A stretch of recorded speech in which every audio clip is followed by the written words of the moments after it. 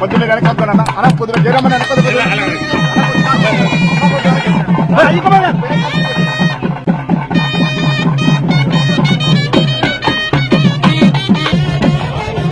Mobile తీయో ఇది అచ్చెన్నాయుడు చేశాడు. కాంగ్రెస్ అచ్చెన్నాయుడికి పేరు వస్తుందని 5 సంవత్సరాలు ప్రజలకి ఎంత నరక యాత్ర చూపించారో మీరు ప్రజాప్రతినిధులా అని చెప్పి నేను అడుగుతున్నా. మళ్ళీ ఎన్నికల్లో చెప్పాను, నేను అధికారంలోకి వస్తాను, మళ్ళీ మీ రోడ్డు అచ్చెన్నాయుడే వేస్తాడని మీ అందరికీ ఇచ్చిన మాట ప్రకారం మీకు రోడ్ చేసి సమస్య పరిష్కరించా. గ్రామాల్లో రోడ్ చేశాం. ఎంత అభివృద్ధి నా జీవితంలో ఎప్పుడూ చూడలేదు. ఈ 2 సంవత్సరాల్లో గణనీయమైనటువంటి అభివృద్ధి చూశారు. రేపు 2029 ఎలక్షన్లకి నేను రాంపురం నడి ఒడ్డున మీ అందరికీ నియోజకవర్గ ప్రజలకి హామీ ఇస్తున్నాను. ఏ గ్రామానికి వెళ్ళినా మీరు నాకు బాగున్నారని పలకరించాలి తప్ప మాకు పనులున్నాయని మీరు అప్పుడు అడగడానికి అవన్నీ చేసే బాధ్యత నేను తీసుకుంటా. ప్రతి గ్రామంలో ఓపద్ధతితో ఎతికినా ఎక్కడ మధ్య రోడ్డు ఉండకూడదు. అది నా కాన్సెప్ట్. గ్రామం నుంచి బయటికి వెళ్లాలంటే తార్ రోడ్డు అయినా ఉండాలి, సిమెంట్ రోడ్డు అయినా ఉండాలి. ఈ 2 గ్రామాల్లో మౌలిక సదుపాయాలు. ఇక రెండవది పడకుండా ముందస్తుగా వ్యాధి నివారణలో భాగంగా పోలియో డ్రాప్స్ ని పల్స్ పోలియో చుక్కల్ని పిల్లలకి వేయడం జరుగుతూ ఉంటుంది. జిల్లాలో 17,94,767 మంది పిల్లలకి, జనాభాలో 1,56,477 మంది పిల్లలకి మనం పోలియో చుక్కలు అందించడం జరుగుతుంది. ఇవాళ, రేపు, ఎల్లుండి ఇవాళ మొత్తం కూడా పోలియో కేంద్రంలో వేయడం, రేపు ఎల్లుండి ఇంటింటికి వచ్చి ఏ ఒక్క వ్యక్తి మిస్ అవ్వకుండా టోటల్ కమ్యూనిటీ మొత్తాన్ని కూడా మనం ఇమ్యునైజ్ చేయడం ద్వారా ఇక్కడ ఎవరు కూడా పోలియో వ్యాధి పడకుండా ఉండేది కోసం ప్రభుత్వం ప్రతిష్టాత్మకమైన కార్యక్రమాన్ని ప్రజలందరూ సద్వినియోగపరచుకోవాలి.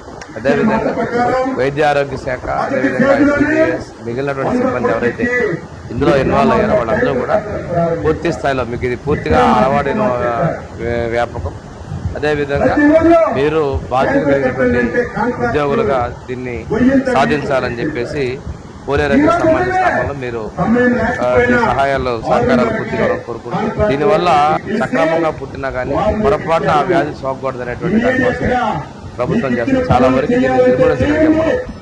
ఇది ఈ పోలియోని నిర్మూలించుకుంటూ భవిష్యత్తులో ఇలాంటివి రాకూడదనే ఉద్దేశంతో మనం ముందుకు వెళ్తున్న విషయం మీకు తెలియజేస్తాం.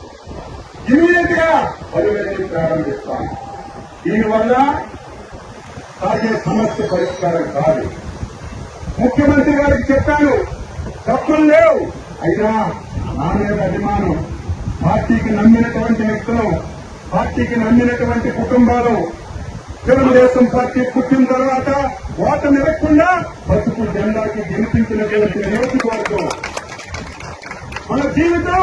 తెలుగుదేశం ప్రభుత్వం వచ్చేసరికి మీ పంచాయతీ ఏ విధంగా ఉంది, ఈ 2 సంవత్సరాల్లో ఈ పంచాయతీ ఏ విధంగా ఉందో మీ అందరూ ఆలోచన చేసుకుని మంచి జరిగిందా, చెడు జరిగిందా డైరెక్ట్ వేసుకోవాలని చెప్పి నాటి ఒక్క సుక్క కూడా వచ్చేది కాదు.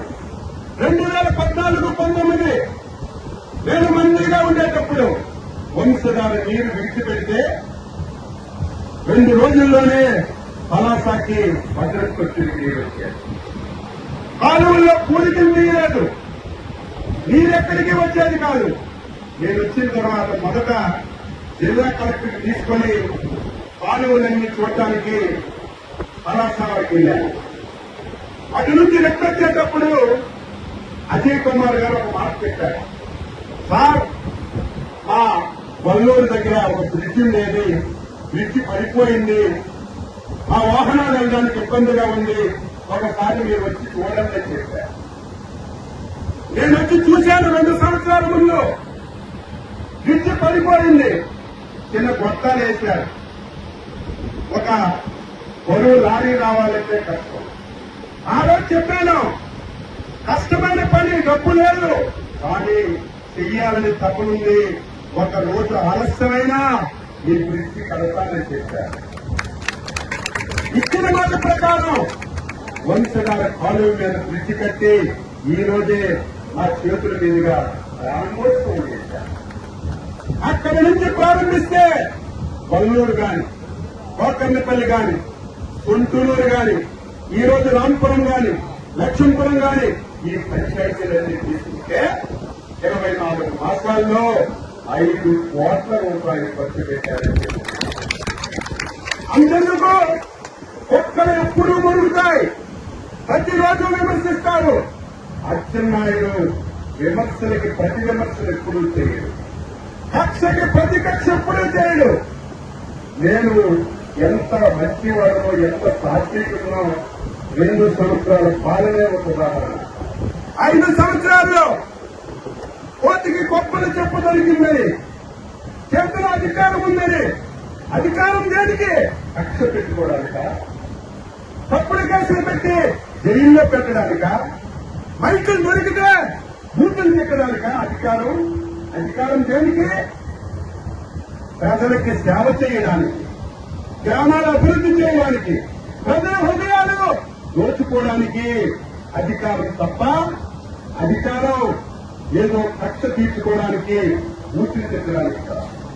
5 సంవత్సరాలు 2 సార్లు తప్పు చేయనటువంటి అచ్చెన్నాయుడికి 100 రోజులు జైల్లో పెట్టారు.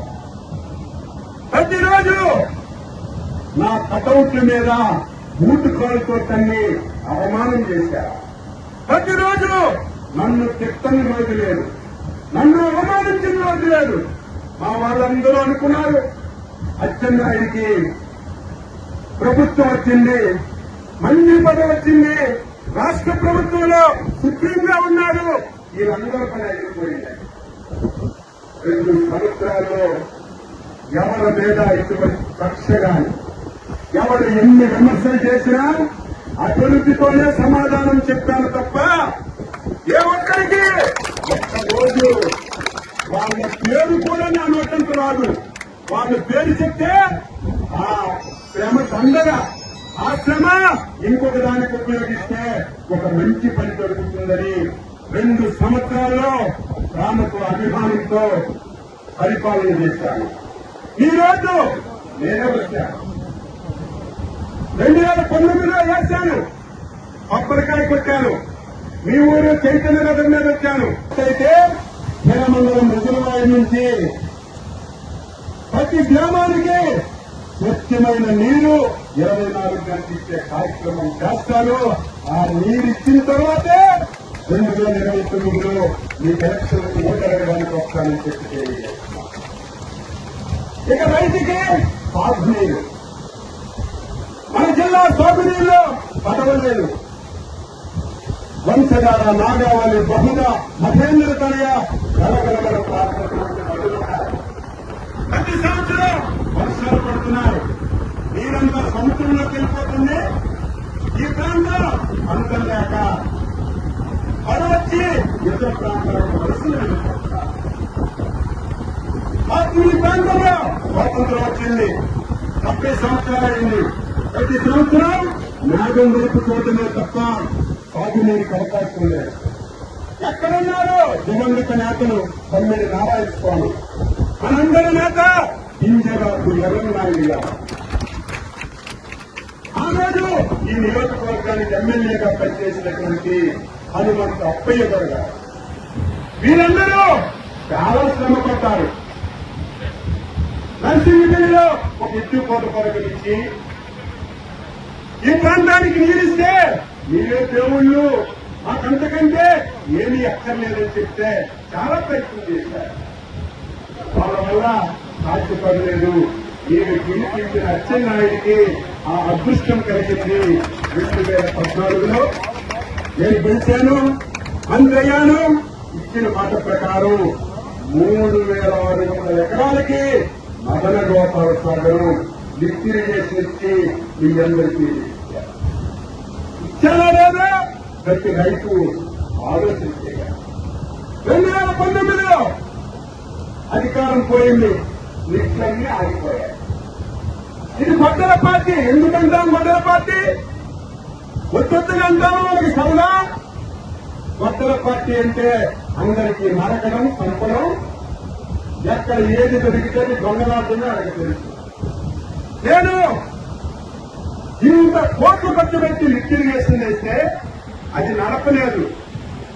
అక్కడ ఉన్నటువంటి ట్రాన్స్ఫార్మర్లు కూడా దొంగలాడినటువంటి పార్టీని గొడ్డల పార్టీ అంటారా, దొంగల పార్టీ అంటారు, మీరే తెలుసుకోవాలి.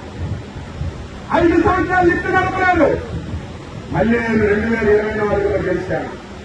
అజయ్ కుమార్ ఆ ట్రాన్స్ఫార్మర్ పోయానండి, మా లిఫ్ట్ పనిచేయడం లేదండి. ఆ రోజు డబ్బులు లేవు, అయినా అనుభవం ఉంది. వెంటనే ముఖ్యమంత్రి గారి దృష్టిలో పెట్టి ఆగిపోయిన లిఫ్ట్ అన్నిటికీ మళ్ళీ 1 కోటి రూపాయలు మంజూరు చేసి లిఫ్ట్ ఇరిగేషన్ అన్నింటికి ట్రాన్స్ఫార్మర్ ఇచ్చి మళ్ళీ అన్ని రైలు పెట్టారు. మొన్ననే ఎలక్షన్లో జరిగితే కొన్ని గ్రామాలు సార్ లిఫ్ట్ మా ఊరికి రావడం లేదు. ఒరిజినల్ డిజైన్ లో ఉంది. ఆ రోజు ఎలక్షన్ వచ్చేసరికి ఆ పని చేస్తాం. తర్వాత ప్రభుత్వాలు అది కొనసాగిస్తారు. ఇది ఎక్కడ కొనసాగించలేదు. లిఫ్ట్ పూర్తిగా మార్చడం లేదు. నేను మాటిచ్చాను, 2 సంవత్సరాలు పట్టింది. ఈ రాష్ట్రంలో ఒక్క లిఫ్ట్ ఇరిగేషన్ కూడా మంజూరు కాలేదు. ఒకే ఒక్క లిఫ్ట్ ఇరిగేషన్ మంజూరు అయింది. అది చక్కని నియోజకవర్గంలో మదన గోపాల సాగరం.